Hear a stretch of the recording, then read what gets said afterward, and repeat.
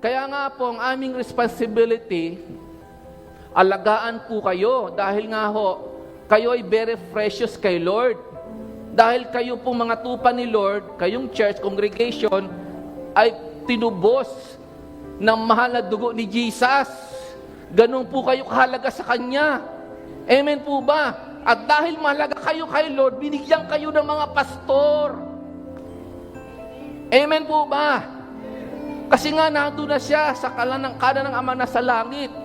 Nagpapastol si Jesus sa pamagitan ng kanyang mga lingkod.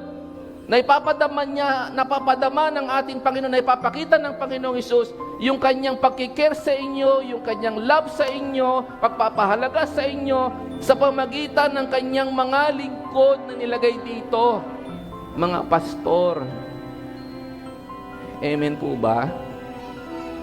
Mga tunay na pastor, hindi impostor. Amen.